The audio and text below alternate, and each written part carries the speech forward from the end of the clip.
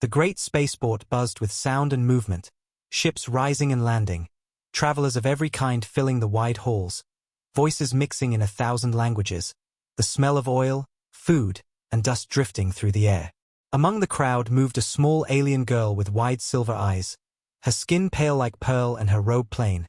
She kept close to the walls, her steps light, trying not to be noticed. Her people had strict rules, and she knew she was already breaking one. She was not supposed to wander here alone, not supposed to listen to strangers, and never supposed to listen to humans. But her curiosity burned stronger than her fear. She found them near the docking bay, a group of humans sitting on crates, laughing and sharing drinks. Their voices carried easily, deep and clear, and though she did not understand every word, she understood enough. They spoke of families, of children, of something she had only heard whispered in her own world but never explained. She leaned closer, hiding behind a pillar, her heart racing. The humans laughed as one of them described reproduction in casual words, joking, teasing, speaking freely as though it was nothing forbidden. The alien girl's eyes widened. She had never heard anyone speak like that. In her society, the topic was hidden behind walls of silence. Elders punished those who even whispered questions about it. Yet here the humans spoke openly, their faces relaxed, their tone full of humor, as if they were sharing a story about food or music. The girl's chest tightened. She wanted to know more, but each word she caught made her feel like she was stealing fire. Her people told her that reproduction was sacred, something controlled by rulers, not to be discussed by ordinary voices. But the humans, these strange creatures, mocked the secrecy by laughing about it in public. She pressed her hand to her mouth to keep from gasping. Her heart hammered in her chest, her thoughts spinning. Could it really be so simple? Could it really be something they chose for themselves? One of the humans leaned back, stretching, and noticed her for just a moment. His eyes narrowed slightly, curious, but then he smiled faintly and turned back to his friends. She pulled deeper into the shadows, trembling, but her ears remained sharp, desperate for more. They spoke of mothers and fathers, of love and bonds, of choices. That word struck her like a spark, choice. In her world, no one spoke of choice. Children were chosen, not born from love, or so she had always been told. She hugged her arms around herself, a battle raging in her chest. She should leave, she should run back to her people before someone saw her, before someone reported her disobedience. But her feet would not move. The forbidden question throbbed in her mind, louder than all the rules she had memorized. Why do humans speak freely when we are forced into silence? Why do they laugh about what we fear? Her silver eyes glistened, not from sadness, but from the sharp edge of curiosity. She wanted to ask them. She wanted to walk into the open and demand answers. But her tongue froze, her body shaking at the thought. She crouched lower behind the crates as the humans continued. One younger man waved his hands while joking, making the others laugh until they nearly spilled their drinks.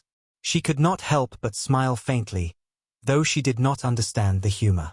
It was not the laughter itself that drew her, it was the freedom behind it. They carried no fear when speaking.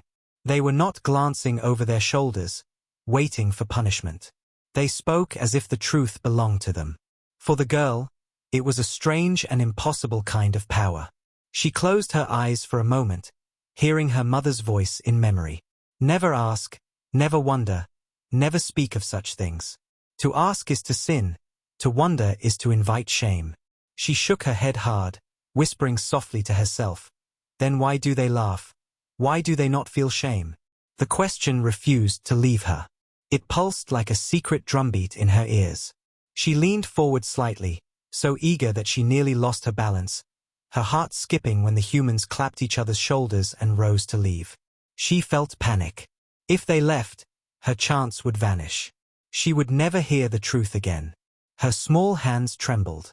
She had never disobeyed so boldly before, but her voice itched to escape her lips.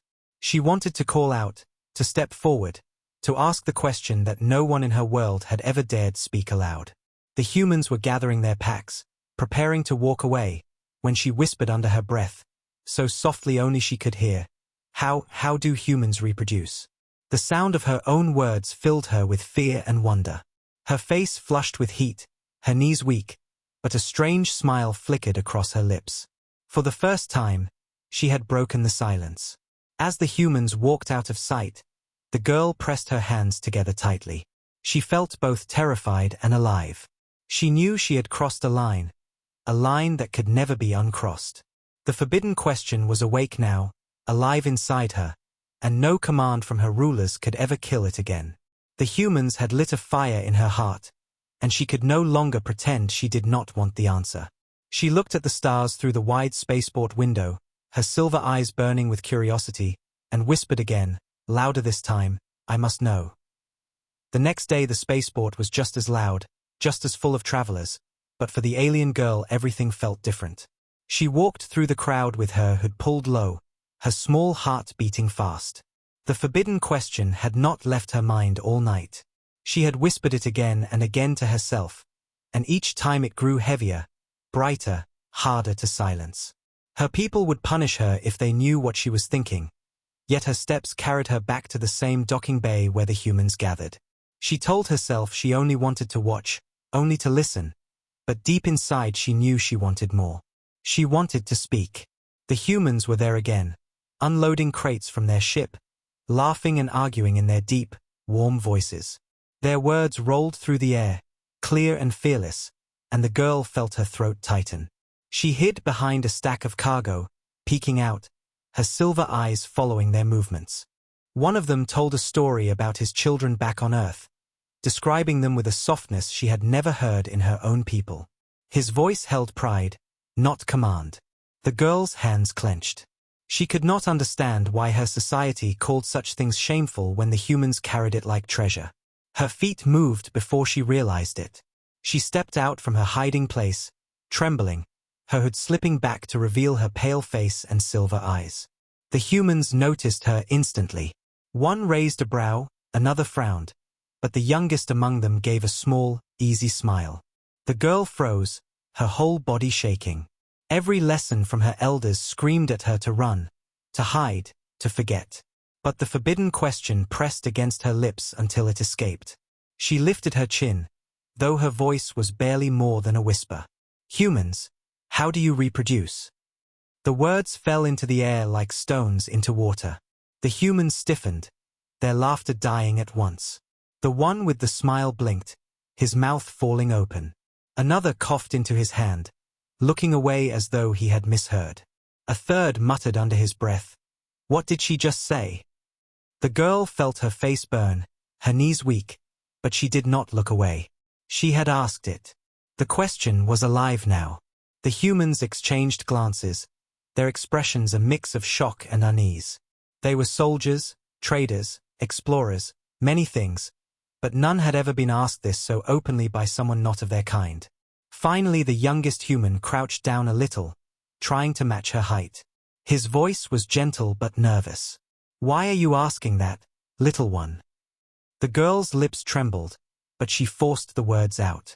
"Because my people forbid it. They say it is shameful. They say it must never be spoken. But you?" She swallowed hard, her eyes wide. "You speak of it like it is nothing. You laugh. You call it love. I want to know. I must know." The humans fell silent again. One rubbed his face, muttering, "This is trouble." Another whispered, "If her elders hear about this, she'll be punished, or worse." The girl's stomach tightened with fear. Perhaps they would send her away too. But the young human studying her did not look angry. He looked thoughtful, even a little sad. "You shouldn't be asking us this," he said softly, "not if your people forbid it. It could be dangerous for you." The girl's voice broke, desperate. "Everything is dangerous already. To ask is dangerous. To wonder is dangerous. But I cannot stop wondering. Please." She took a trembling step closer, her eyes shining like liquid silver. "Tell me." The commander of the human crew, an older man with a scar across his cheek, stepped forward then. His deep voice cut the air. "Girl, do you even know what you're asking?" She shook her head slowly. "No. That is why I ask." The scarred man sighed heavily, rubbing his brow. Stars help me. This is madness. If her kind hears of this, they'll call it corruption. They'll call us poison. The girl straightened her back, her small hands curling into fists. Let them. I am not afraid of them anymore. Her voice cracked, but the fire in it was real. The humans stared at her, stunned into silence again. For a long moment, no one spoke. Then the young human crouching near her gave a small, lopsided grin. You're braver than most grown men I know, he said softly. But you're also reckless. What you're asking isn't a joke. It's life. It's love. It's choice. The girl tilted her head, her eyes wide. Choice. He nodded slowly. Yes. We choose who we love. We choose who we share our lives with. That's how humans reproduce, not just through nature, but through choice. Through bonds we make ourselves. The girl's breath caught. That single word felt like a secret treasure dropped into her hands. Choice. Her people never spoke of such things. She felt her knees weaken, and she whispered almost to herself, so it is true. You are free. The scarred commander growled, enough talk. We cannot explain more here. Not now. Too many ears, too many risks. He glanced around the busy port, suspicion heavy in his eyes. If someone heard her question, there will be consequences. The girl's heart hammered. She looked at the young human, her lips trembling. But you will tell me? Someday. He hesitated, then nodded once. Someday. The girl bowed her head, clutching the memory of the word choice as if it were her own heartbeat. For the first time, she felt she had stepped onto a path she could never turn back from. The forbidden question had been spoken aloud, and now she had tasted a fragment of the answer. Whatever it cost, she knew she would not stop until she learned the rest. The young alien girl could not sleep that night. She sat on the narrow ledge of her small quarters, the stars beyond the window shimmering like eyes watching her. Every sound from the spaceport echoed in her mind, but louder than all was the memory of the human's voice, steady and kind, saying that humans reproduced not only through nature but through love and choice. That word, choice, spun inside her chest like fire. Her people never spoke of such things. They spoke of duty, of silence, of control. She curled her arms around her knees and whispered to herself, if they can choose, then why can't I? The next morning she returned to the docking bay, drawn as if by gravity. The humans were there again, repairing a cargo lifter, their voices loud and casual. The scarred commander barked orders, while the younger human she had spoken to laughed with his friends, lifting crates as if the weight was nothing. She hid behind a wall, her heart racing, her fingers twitching with nerves. She told herself to wait, to only watch, but the forbidden question had grown inside her into something bolder, something she could no longer keep hidden. She stepped into the open, her small figure walking toward them. The humans noticed her at once. Their laughter faded. The younger one smiled faintly, though uncertain, while the scarred commander frowned. You again? He muttered, his voice heavy with warning. She swallowed hard, her silver eyes fixed on them. You told me yesterday, she began softly, that humans choose. That you share your life with love. That is how you reproduce. The workers around them went still, listening. The scarred commander cursed under his breath. Girl, lower your voice. You'll bring trouble on all of us. But she did not lower her voice. She took another trembling step forward, her hands shaking, and then the words burst out of her, words that shocked even herself. Can I try too? The silence that followed was absolute. Every human froze, staring at her in disbelief. The younger one dropped the crate he was holding, the crash echoing through the bay. One woman muttered, stars above. Another rubbed his forehead, whispering, she doesn't even know what she's asking. The girl felt her face burn, but she did not retreat. Her heart pounded, her body trembling, but her voice did not falter. If it is choice, then I choose. I want to understand. I want to try. The scarred commander strode forward, his presence like a storm.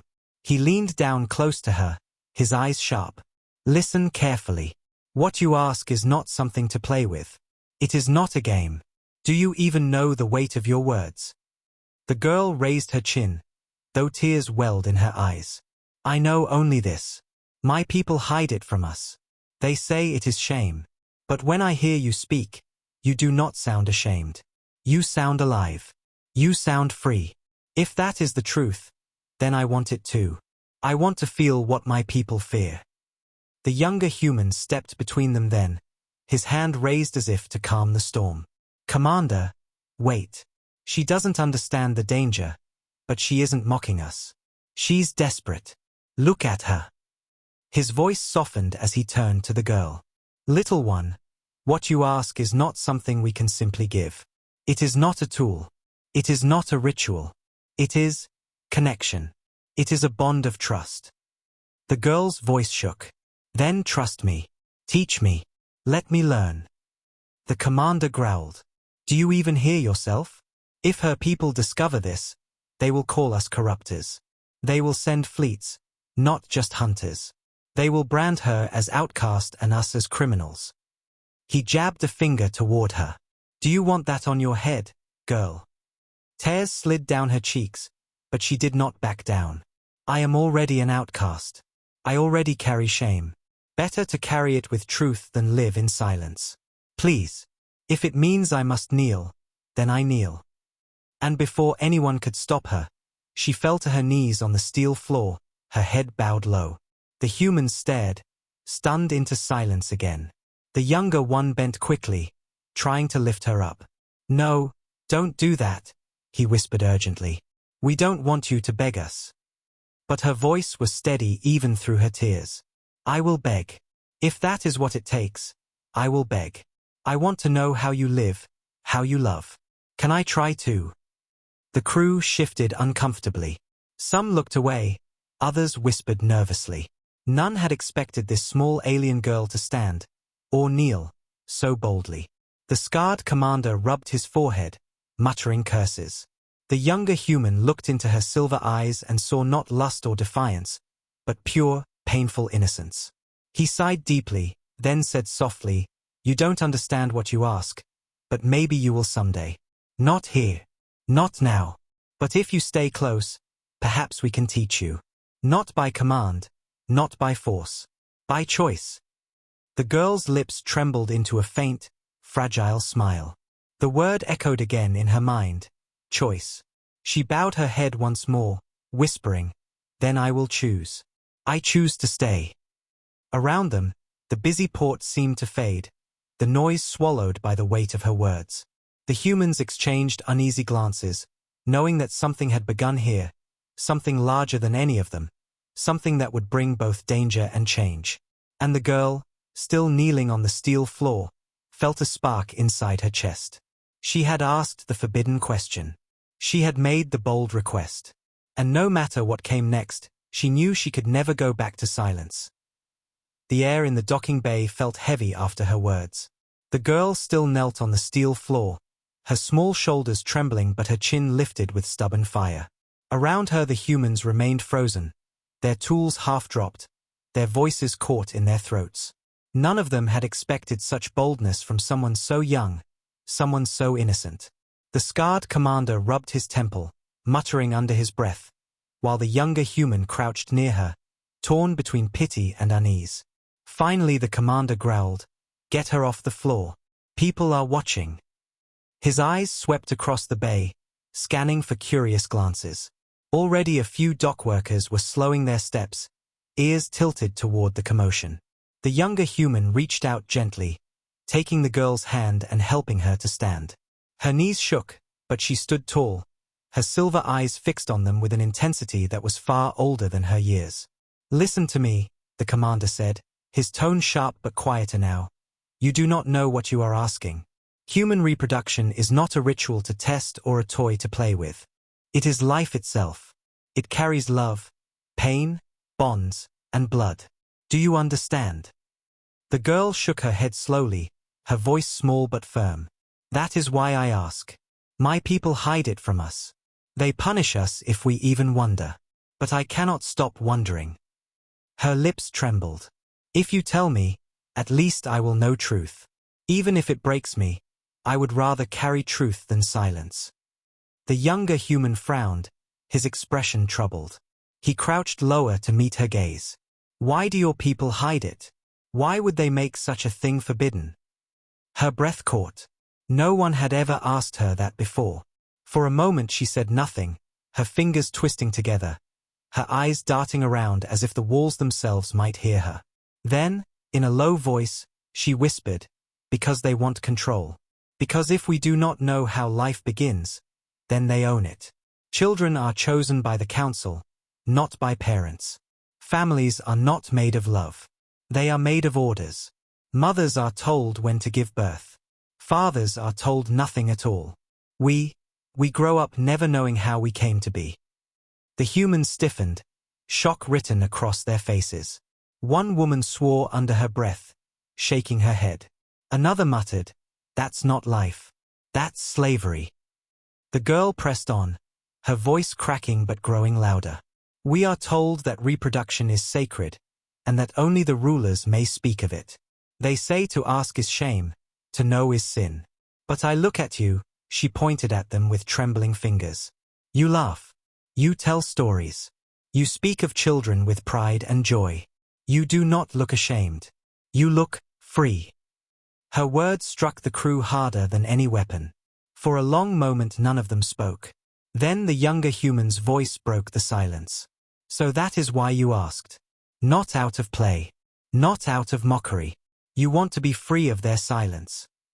The girl nodded quickly, tears shining in her silver eyes. Yes. I do not want to live blind. I do not want my daughter. She stopped suddenly, her breath catching. Her hands flew to her mouth as if she had spoken too much. The commander's eyes narrowed. Daughter. The girl's chest rose and fell quickly. Her voice came out in a rush, panicked and raw. Not mine, not yet, but one day. If I am forced, the council will decide for me. They will say who and when. They will take even that choice away. I cannot let it happen. The younger human reached out slowly, placing a steady hand on her shoulder. Little one, he said softly, reproduction is not just about creating life. It is about choosing who to share your soul with. It is about trust, love, and bonds no council can command. He gave her a faint smile, though his eyes were heavy. That is why you cannot simply say, "Can I try too?" It is not something to test.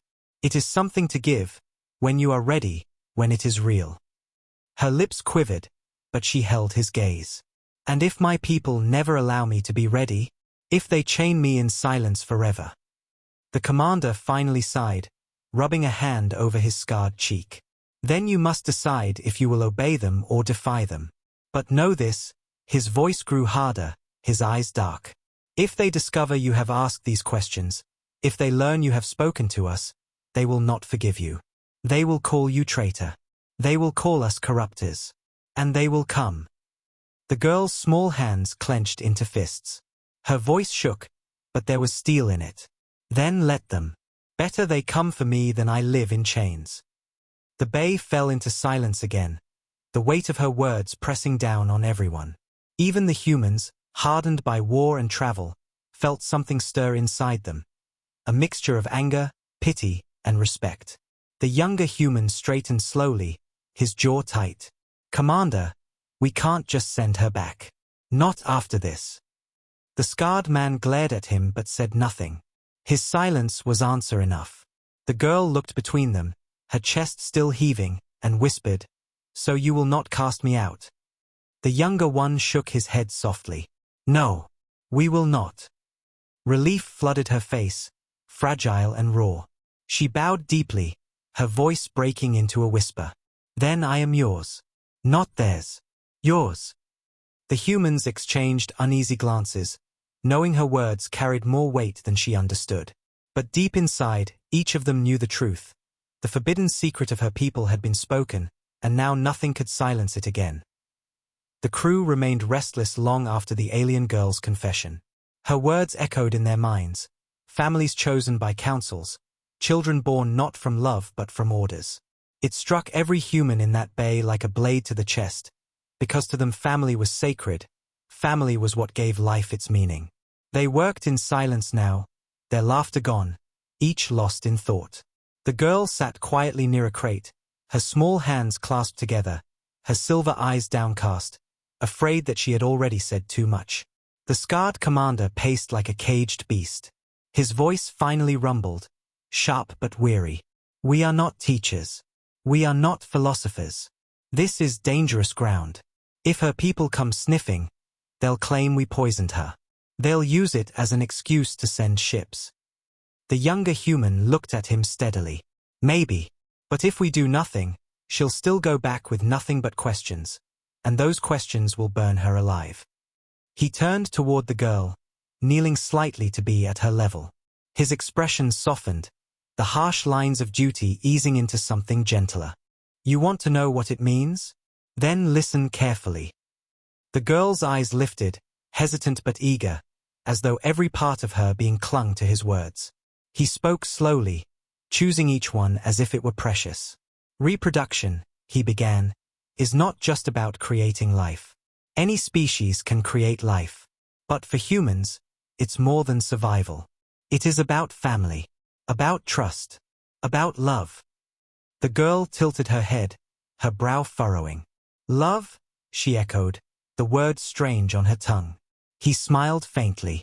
Yes, love. It means caring for someone so deeply you would stand in front of danger for them.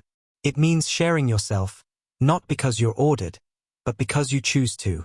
And when a child comes from that love, the child is not the council's, not the state's, not the ruler's. That child is ours. Ours to protect. Ours to raise. Ours to love. The girl's breath caught. She hugged her arms around herself, as if trying to hold in the weight of what she had just heard. So, humans choose who they create life with, and then they keep the child. No one takes it away. Never, he said firmly, his voice carrying the certainty of an oath. A child is the heart of a family. No one has the right to steal that away. Her eyes filled with tears, bright silver droplets trembling at the edges. But, in my world, children belong to the council. They are taken from mothers and raised in halls of silence. We never see them again. We are told it must be this way, that love is weakness. Her small hands shook.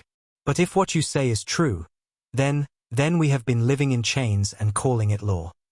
The humans listened in stunned silence. Some of them clenched their fists, anger burning in their eyes. Others shook their heads in disbelief, muttering curses under their breath. The younger human placed his hand gently on her shoulder. You asked us if you could try. But it is not something you try like a tool or a game. It is something you live. It is something you build, piece by piece, with someone you trust. That is why it matters so much.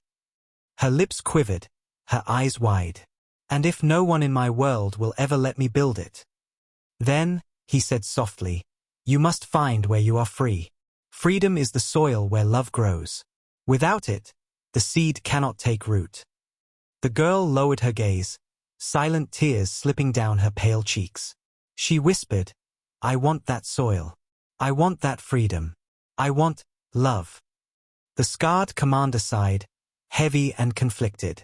You're just a child, he muttered, though his voice lacked its usual bite. You speak of things bigger than stars. Do you even understand what you've started? The girl wiped her tears roughly, straightening her back with a resolve that surprised them all. I understand enough. I understand that silence is death. I understand that choice is life. And I will choose, even if it destroys me. The humans stared at her, shaken. The younger one gave her a small, sad smile. Then perhaps you are more human than you think. For the first time since stepping into the docking bay, the girl laughed softly through her tears. It was a fragile sound, like glass about to break, but it was real. She whispered, almost to herself, more human than alien. Because I choose. Around them, the spaceport carried on with its noise, its endless movement. But inside that small circle of crates and weary voices, something powerful had begun to grow. The humans had given her more than answers. They had given her a vision of what life could be, a truth her people had stolen. And though she was still afraid, Though the shadows of her society loomed large, she felt lighter, freer, as if for the first time the chains were cracking. She looked again at the young human, her voice trembling but clear. "Thank you. You gave me what no elder ever dared. You gave me truth." He shook his head gently. "No. I only gave you words. The truth, you found it yourself." The girl closed her eyes, pressing the memory of this moment deep into her heart. She knew her path ahead would be dangerous. She knew her people would hunt her for this. But she also knew she would never forget what she had learned today. That life was not duty, not silence, not orders. Life was love, and love was choice. And once the forbidden truth is known, it cannot be hidden again. Night settled over the spaceport, but the alien girl did not sleep. She sat near the viewport of the human's ship, her silver eyes fixed on the stars that burned like cold fires. Her thoughts churned until her chest ached. For the first time in her life, she had heard the truth spoken without fear. For the first time, she understood that life could be built on choice and love, not commands and silence. But with that knowledge came a storm. If she returned home, her questions would betray her. The council would see the spark in her eyes and know she had learned something forbidden. They would strip her of everything, perhaps even her life. But if she stayed with the humans, she would become a fugitive, hunted across the stars. Either way, her world would never be the same again. The younger human, the one who had spoken softly to her before, found her sitting there. He walked up quietly and leaned against the wall beside her. For a while, neither spoke. The hum of the ship filled the silence, steady and low, as though even the machines were listening. At last he asked, "You haven't said a word all evening. What's in your mind?" She hugged her knees closer to her chest. "I don't know where I belong." Her voice was thin, fragile. "If I go back, I will be punished. If I stay, I will be hunted. I only wanted answers. But now I feel like I have destroyed my life." The human sighed, his eyes soft with pity. Truth does that sometimes. Once you see it, you can't unsee it. Once you taste freedom, silence feels like poison. Her silver eyes glistened, tears forming but refusing to fall. "Why is it so easy for you? Why do you laugh about things my people call shame?" He smiled faintly, though his smile carried sadness. "Because we fought for it. Humans weren't always free. We had chains too, different, but chains all the same. Long ago, others tried to control who we loved, who we could marry, even who was allowed to live freely. We broke those chains. We bled for the right to choose.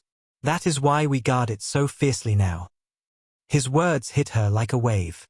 She leaned her head against the cold glass, staring at the stars. "So you are saying I must fight too?" "Not with weapons," he said softly. "At least, not yet. But with your voice. With your will. Sometimes the smallest refusal, the smallest question, is more powerful than any blade. You already began when you asked us. That was your first fight." The girl closed her eyes, her chest rising with a deep, shaky breath. "And if I lose? If they take me?" He was quiet for a long moment, then his voice hardened. "Then we won't let them."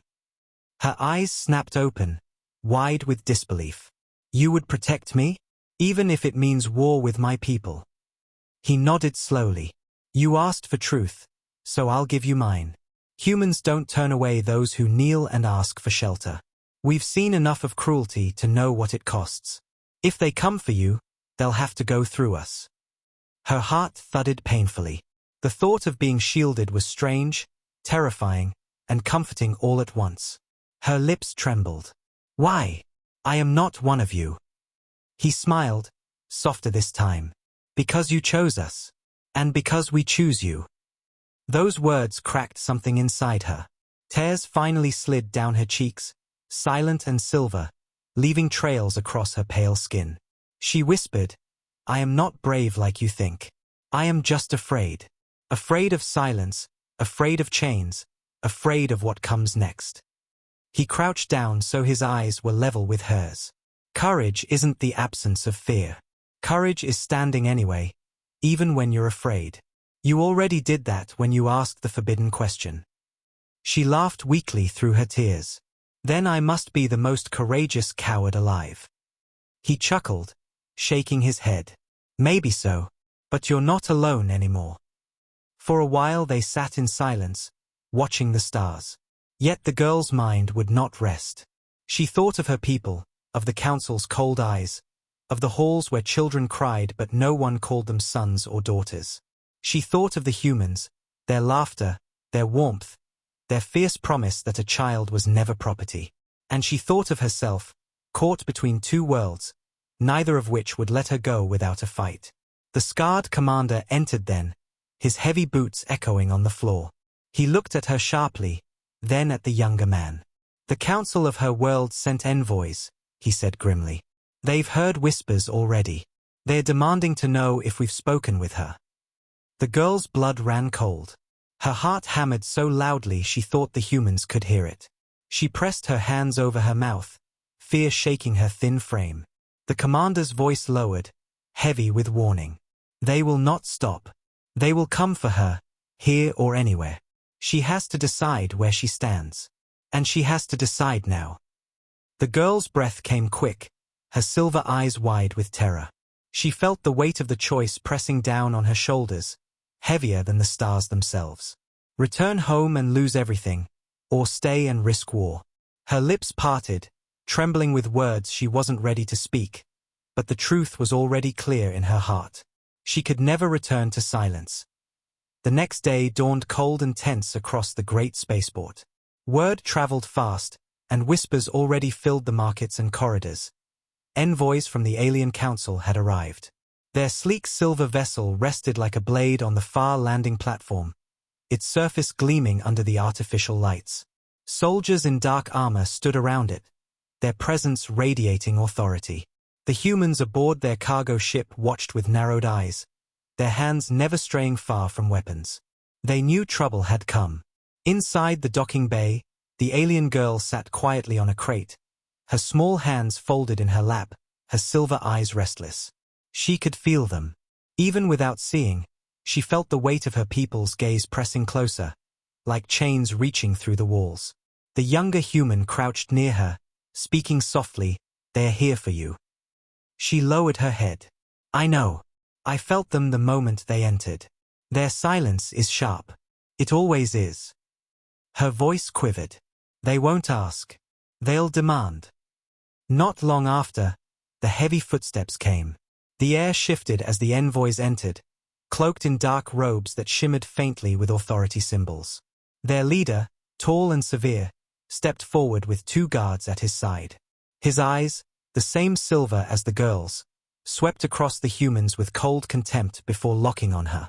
"There you are," he said, his voice sharp as steel. "You have wandered far from where you belong. You will return with us at once." The girl froze, her breath shallow. She wanted to shrink back, but the younger human stepped between them, his jaw set. "She's under our protection now." The envoy's lip curled. "Protection? From whom? From her own people? You misunderstand, human. This child has broken our laws. She has asked questions forbidden since the beginning. She has spoken words that cannot be unsaid. That makes her ours to discipline." The girl's heart pounded, but she forced herself to her feet. Her knees trembled, yet she lifted her chin. "I am not yours," she whispered, though her voice cracked. "Not anymore." The envoy's eyes blazed. "You dare? You, an unformed, unwise child, dare defy the council?" His hand rose, a gesture heavy with authority. "You belong to us, and you will learn silence again, even if it must be carved into your tongue." The humans shifted, hands moving to weapons, tension sparking in the air. The scarred commander stepped forward now, his voice like iron. "You will not touch her. She asked us for truth, and we gave it. You call that crime? Then your law is broken." The envoy's face darkened. "Do you truly wish to provoke us, humans? We are not a people you can defy without consequence. Hand her over now, and perhaps the council will spare you." The younger human barked a bitter laugh.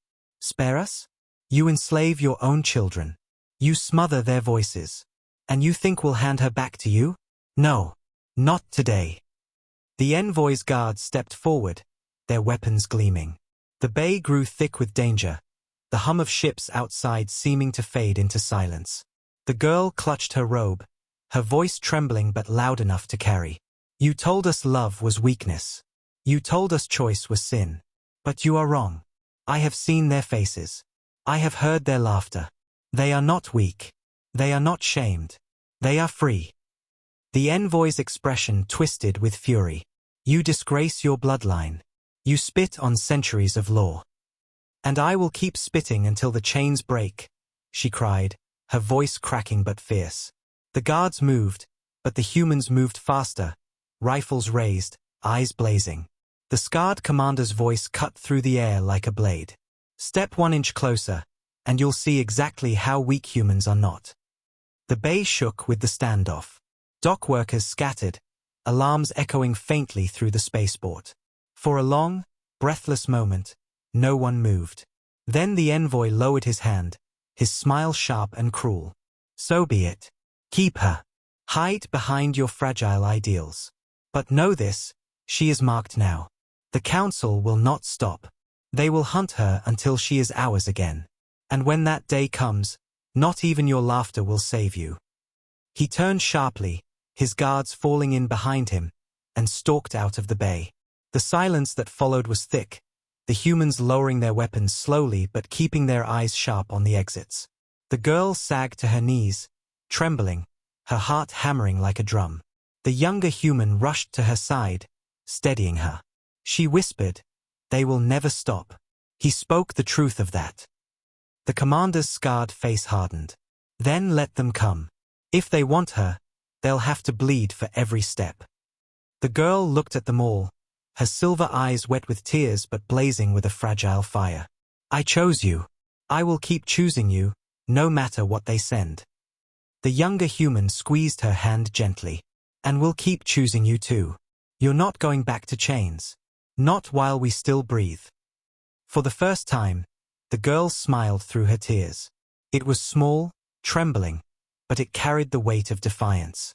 Around her, the humans stood taller, their resolve hardening. They knew the envoy's threat was real. War would come. But in that moment, standing together in the quiet bay, they felt the spark of something greater than fear.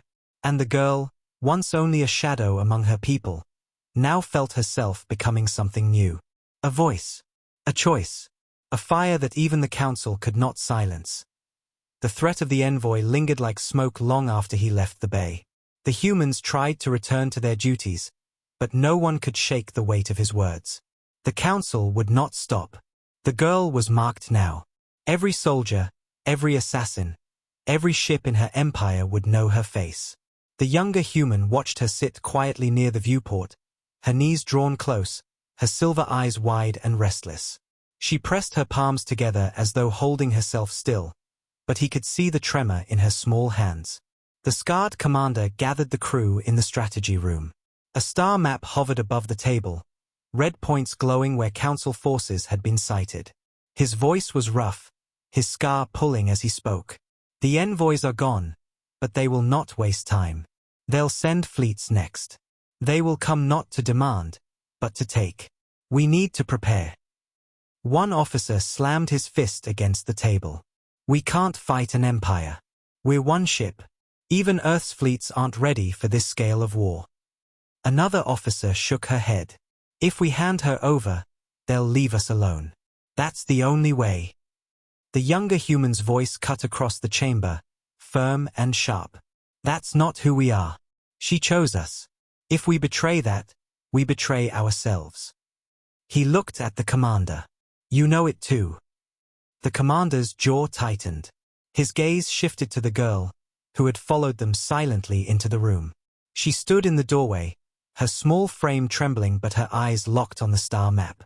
Slowly she stepped forward. Her voice quivered but carried clear. They will not leave you alone even if you give me back. My people rule by fear. If you bow once, they will demand more. They will never stop. The crew fell into silence. Her words were heavy with truth. She pressed her hands against the edge of the glowing table, her voice breaking. If you fight for me, they will call it rebellion. They will call it war. But I would rather be hunted with you than live in silence with them.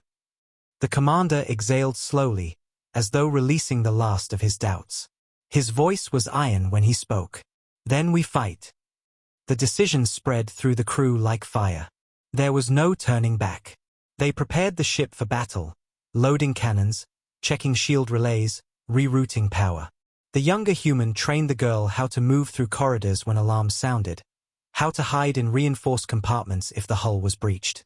She listened carefully, though fear glistened in her eyes. When he asked if she was scared, she whispered, "Yes. But I would rather be scared in truth than safe in lies." The attack came sooner than expected. Alarms screamed as the ship's sensors caught the incoming fleet. 20 warships dropped out of the void, their silver hulls glinting like blades, their weapons already primed. The crew braced, the commander's voice steady as stone. "Shields up. Weapons live. We hold." The first barrage slammed into them, the ship shaking violently. Sparks flew across consoles, smoke filling the air. The humans answered with missiles and plasma fire, tearing into the leading warship. Explosions blossomed in the black, but more enemies closed in. The docking bay shuddered as blast doors sealed. The girl clung to a railing, her heart pounding. She could feel the weight of her people pressing against her through the void, as if their anger stretched across the stars. On the bridge, the commander gave orders without hesitation, his scarred face lit by the red glow of alarms. "Target their engines. Make them bleed speed. If they want her, they'll have to crawl." The younger human manned a weapons console, his jaw set. He whispered to himself, "For her," and fired volley after volley into the enemy line. The girl felt the ship tremble beneath her feet, the roar of cannons shaking her bones. Her chest burned with guilt. She whispered to herself, "This is my fault. They fight because of me." But then she remembered the human's words, that courage was standing even when afraid. She rose shakily and staggered toward the bridge, determined not to hide while others bled for her. When she entered, the crew turned in shock, but she raised her chin. Her voice trembled yet carried strength. "I am not a weapon. I will not fight. But I will not run either. If they come, let them see me standing beside you." The commander gave her a long look. Then, slowly, he nodded. "So be it. You stand with us." Outside, the battle raged. Human weapons tore through enemy shields, but the Council's ships pressed harder, firing in endless waves. The crew gritted their teeth, sweat running down their faces as they held their line. Then, suddenly, a strange glow filled the bridge. The girl gasped, her small hands trembling as sparks of silver light flickered around her fingers. She tried to pull them back, whispering, "No, not again." But the glow only grew brighter. The humans stared in awe as the light spread like a ripple, flowing into the ship's systems. The failing shields flared back to full strength, engines hummed with renewed power, and weapons glowed brighter than ever. The girl fell to her knees, breathing hard, tears streaking her face. "I don't want to be their weapon," she sobbed. The younger human crouched beside her, steadying her trembling shoulders. "You're not a weapon. You're hope. What you give us is not theirs to control." The commander's voice cut in, steady and sharp. "All hands, use this gift. Strike." The ship roared with power. Cannons thundered, missiles streaked, and human fire ripped through the fleet. One by one the enemy ships fell, bursting into fire, breaking apart into the void. The crew shouted in triumph, their voices rising as the last warship turned and fled into the darkness. Silence followed, broken only by the crackle of damaged systems. The humans slumped in their seats, exhausted but alive. The commander stood tall, his scarred face grim. "We won today, but they will come again. Stronger." The girl looked at them all, her silver eyes wet with tears but shining with fierce light. "Then I will stand every time, because I am not theirs anymore. I am yours." The humans stared at her, moved beyond words. The younger one squeezed her hand, his voice quiet but certain. And we are yours. Outside the viewport, the wreckage of the Council's fleet drifted among the stars, silent witnesses to a new truth. The humans had chosen, and so had she. War was coming, but so was freedom, and together, they would face it.